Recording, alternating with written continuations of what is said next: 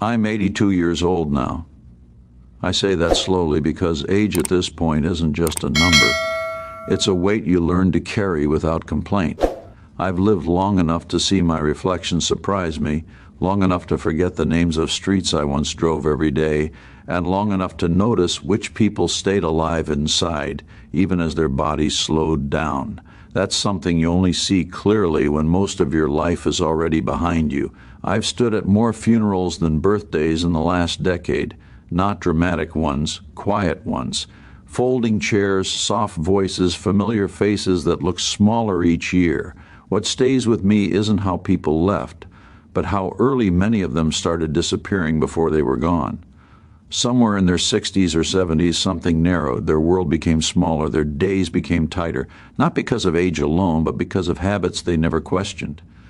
I didn't understand this when I was younger. I thought staying busy meant staying alive. I thought pushing through fatigue was a kind of virtue. Most of us did. We admired endurance. We praised people who never slowed down. We rarely asked what that pace was costing them. There's an afternoon that still comes back to me without warning. June 3rd, 1998. I remember the heat pressing against the diner windows just outside Toledo. The vinyl seat stuck to my legs when I shifted. I was sitting across from a man named Frank, someone I had worked beside for almost 20 years. He was 63 then, still strong, still sharp, but something in his eyes had dulled. He stirred his coffee again and again without drinking it. He said he was tired all the time, not complaining, just stating it the way you mentioned the weather. Then he laughed and said he'd rest later, after things settled, after one more project. I nodded because I knew that language well. It was the same language I used with myself. A few years earlier, I had promised myself I wouldn't end up like that. I had watched my own father live in a constant state of pressure, always preparing for a future moment of rest that never fully arrived. When I turned 60, I told myself I'd be different. I said I'd listen to my body. I said I'd protect my time better. I meant it, truly. But life has a way of pulling you back into familiar patterns if you don't actively resist them. I kept postponing change. I told myself I was being practical, responsible. What I didn't realize was that postponement can quietly become a permanent state. What I've learned watching so many people age around me is that most don't wear out from one sudden event. They wear down slowly through habits that feel reasonable because they're common, habits that don't look harmful on their own, but together create a life that slowly tightens. One of the most common patterns I've seen is treating rest like a reward instead of a requirement.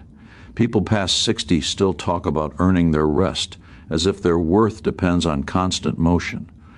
They fill their days even when their energy is gone, not because they love what they're doing, but because stillness feels uncomfortable. Stillness brings questions, it brings reflection. And reflection can be unsettling if you've spent years avoiding it. Another pattern is shrinking your world without realizing you're doing it. It starts innocently. You stop driving at night. You skip one gathering. You decide staying home is easier. Over time, easier becomes default. I watch friends slowly reduce their circle until it disappeared, all while telling themselves they preferred it that way. Some did, many didn't. They just forgot how to reach back out. I made this mistake myself after retirement. I thought quiet would feel like peace. Instead, it felt empty until I learned how to be intentional about connection again. Silence isn't the same as rest, and solitude isn't the same as isolation, though people often confuse the two. Then there's the habit of carrying old resentments as if they're part of who you are. I've seen people hold on to bitterness longer than they hold on to relationships. They replay old wrongs in their minds, convinced it keeps them protected. What it really does is keep them tense. Time moves on, the other person forgets. You stay tied to a story that no longer serves you.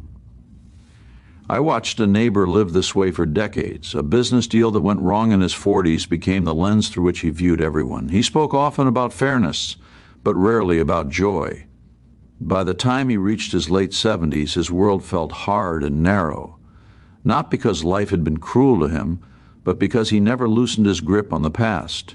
Another habit I recognize painfully well is postponing joy. I told myself I'd travel when things slowed down. I'd reconnect with people when responsibilities eased. I'd enjoy myself once everything was in order. But life doesn't hand you a clean pause. There's always one more thing. Waiting becomes a way of living, and joy becomes something abstract, always scheduled for later.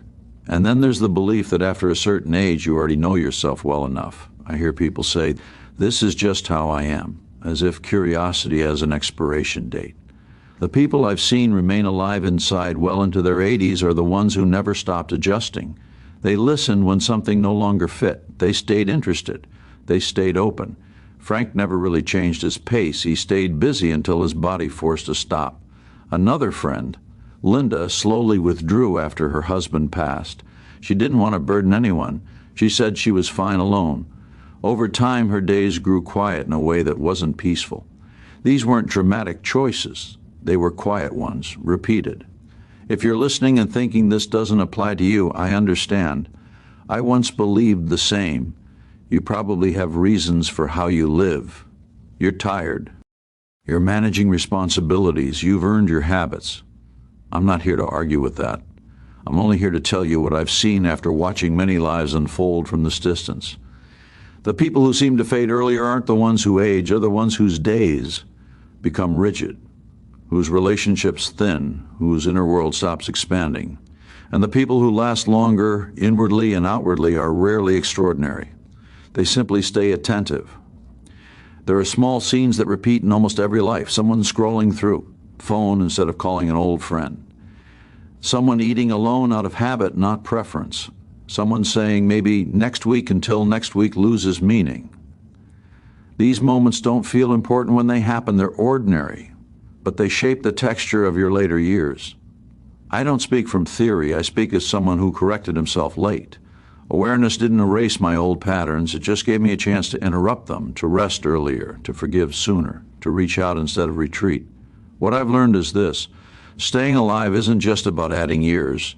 It's about keeping your life open, open to people, open to change, open to noticing when a habit starts shrinking your days instead of supporting them.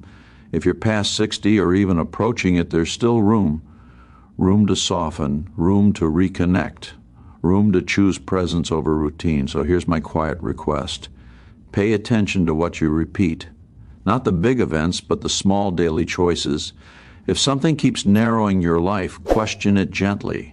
If something keeps you connected, protect it. That attention, given slowly and consistently, may carry you further than you expect.